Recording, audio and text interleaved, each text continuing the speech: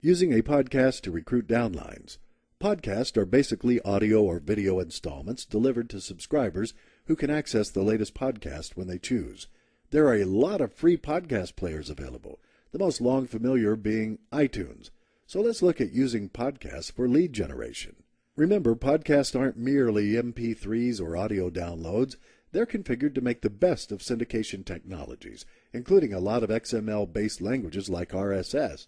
Likewise, as information tagging formats including ID3V2 and iTunes.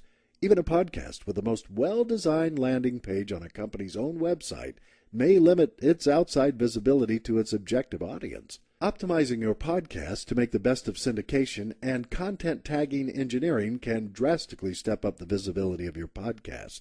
And in spite of what the name suggests, podcasts don't require an iPod or any additional type of portable player for that matter. As a matter of fact, the huge majority of podcast subscribers hear them on their computers and not on a portable player.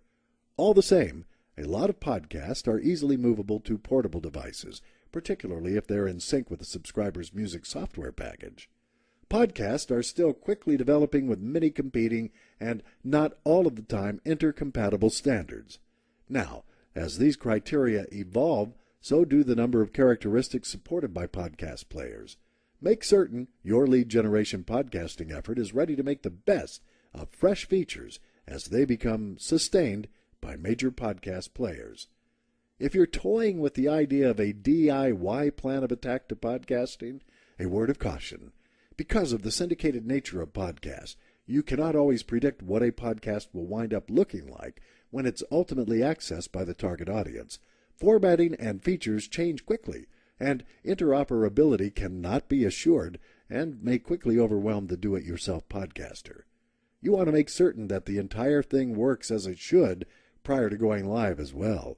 The last thing you want is that the registration form isn't working because the code is incomplete, for instance. Testing is a speedy process. It takes no more than a couple of short minutes, but it may turn your campaign from a flop to downright success.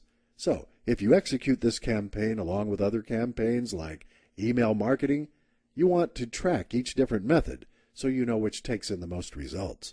Surveys have shown that conversion rates from podcasts are smashing, and the leads you collect during such campaigns generally have the same quality as with other lead generation methods.